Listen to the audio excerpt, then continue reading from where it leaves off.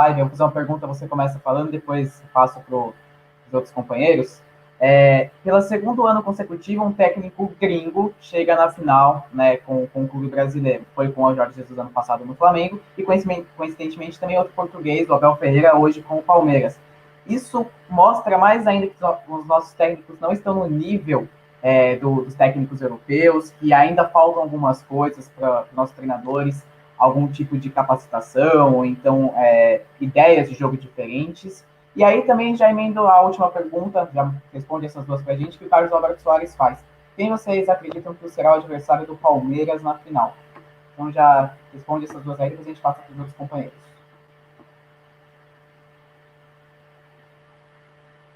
Bom, vou começar falando da final de amanhã. Eu acredito que o Santos, por jogar em casa, ter conseguido não perder lá jogando na Argentina, né? Apesar que o 0-0 é um resultado complicado para o jogo de volta, porque se o Boca faz um gol e você empata o jogo, você acaba perdendo a classificação, né?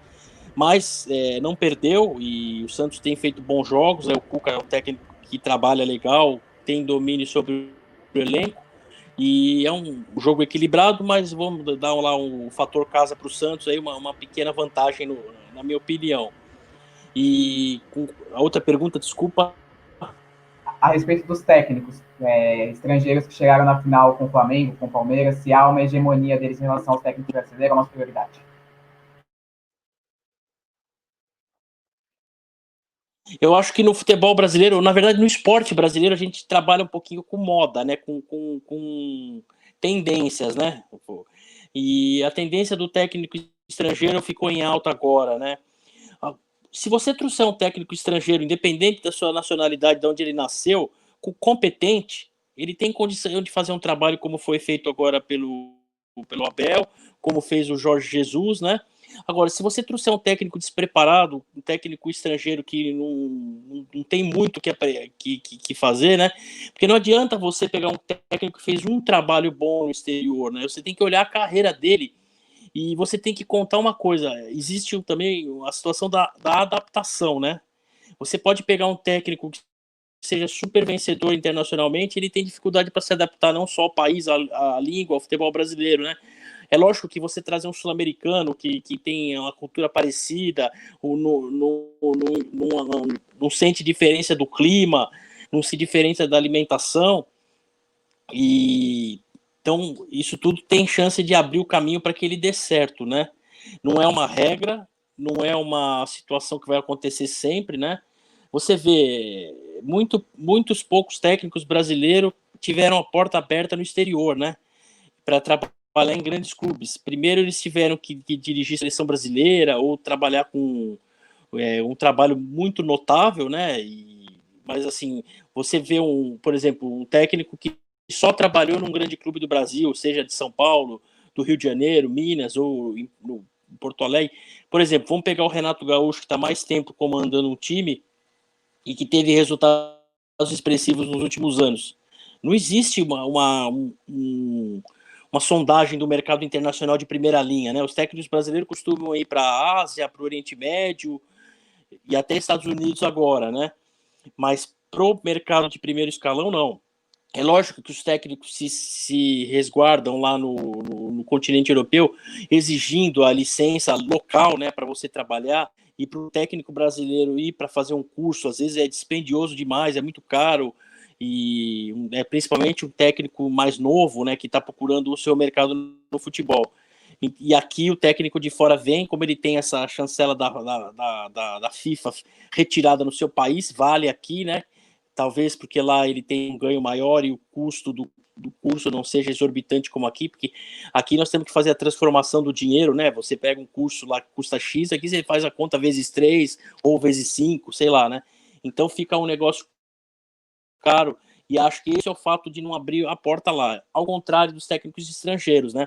O Brasil sempre teve, assim, uma história de trazer técnicos, como eu falei, de alguns países de fora, mas eram situações esparsas, né?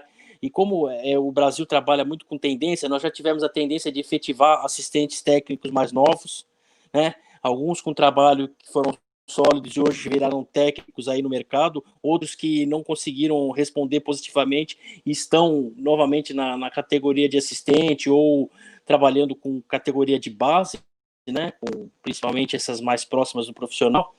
Então, é assim, eu vejo assim, você quer contratar um técnico, faz um estudo mesmo da carreira primeiro, depois as possibilidades de adaptação, né? O Flamengo, por exemplo, pegou o Jorge Jesus, foi bem, depois pegou o espanhol lá do Menete e não conseguiu fazer um bom trabalho, porque primeiro precisa de tempo e ele vinha com diferença de idioma, o futebol português e espanhol são diferentes, né, de conceitos, então é preciso estudar, né? Não é uma regra que um técnico estrangeiro vai dar certo, também não é a regra que o técnico brasileiro é ruim, né? Talvez falte um pouco de oportunidade para novos nomes brasileiros, né? Nada contra, mas, por exemplo, sai um técnico do time A, o time C manda embora, ele pega o técnico do time A.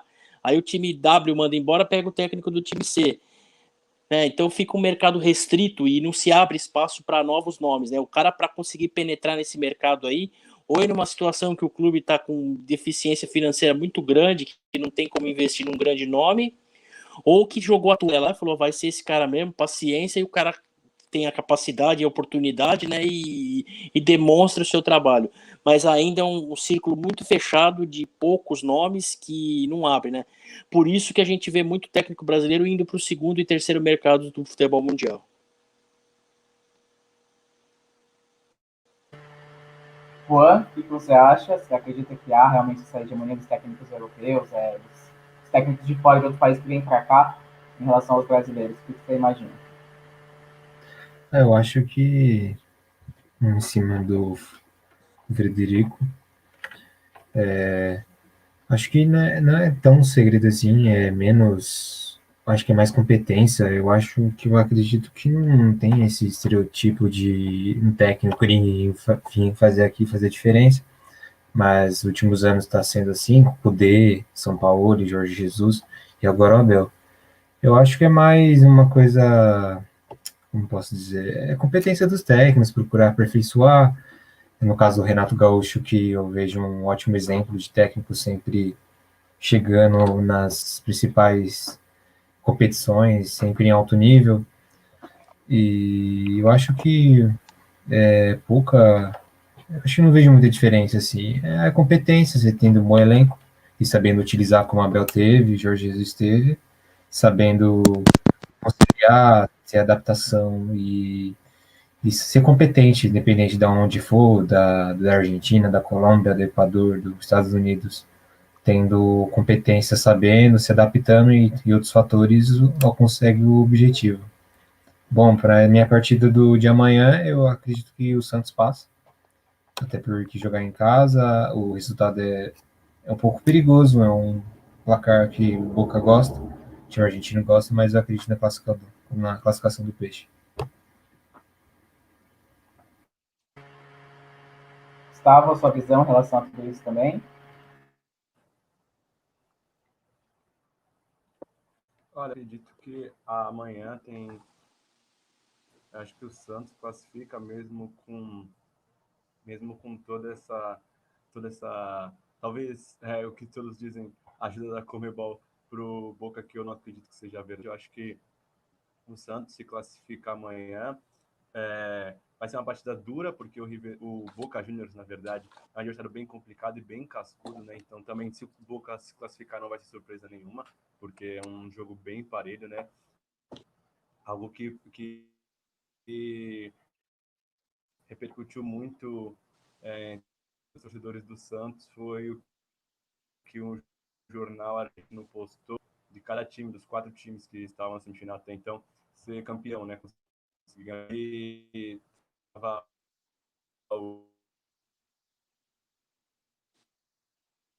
o Santos apenas. Isso foi algo que mexeu muito com o torcedor santista, e tão engasgado, e estão indo em busca dessa classificação amanhã aqui para.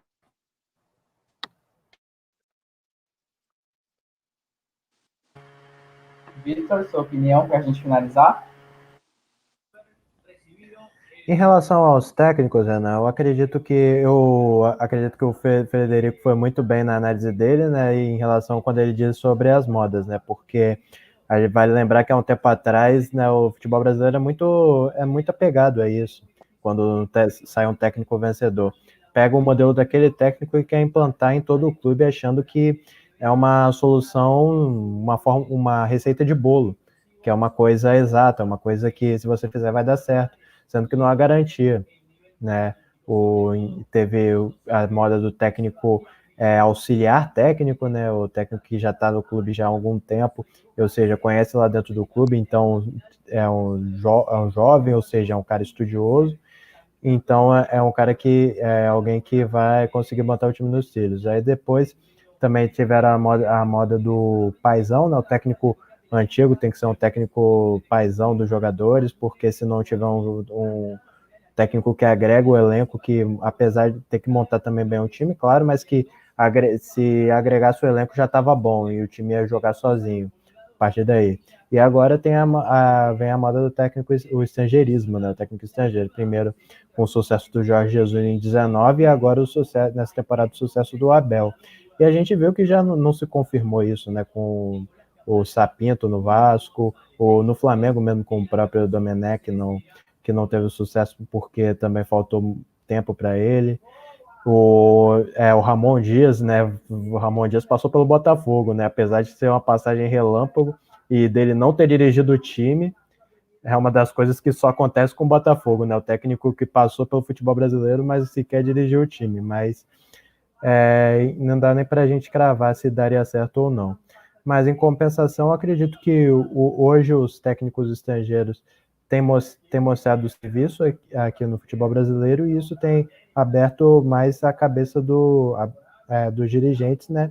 Mas também tem botado uma ressalva, né? Que o time precisa procurar um técnico que conheça o estilo de jogo, né, também do clube, né? Ele quer pensar, o que eu quero para esse meu time? Eu quero um time que ataque mais, eu quero um time mais reativo, eu quero um time que jogue de tal maneira que aproveite a base, né? Vale lembrar que o Palmeiras buscou o Abel Ferreira porque era um técnico conhecido, um dos motivos, né, segundo a diretoria, é um técnico conhecido por trabalhar muito com jovens, muito com a base. O Palmeiras precisava de um técnico que trabalhasse com a base porque era o projeto do clube para esse ano e vem dando muito certo. Chegou aí a final da Libertadores, está na final da Copa do Brasil e ainda está vivo na briga do brasileiro. Então acredito que a partir do momento que os dirigentes dos clubes abrirem a cabeça e botarem nisso, né, que o time precisa de um conceito, precisa estabelecer uma ideia de jogo, né, e entender o elenco também, entender o plantel que tem, né, vestir a sandalinha da humildade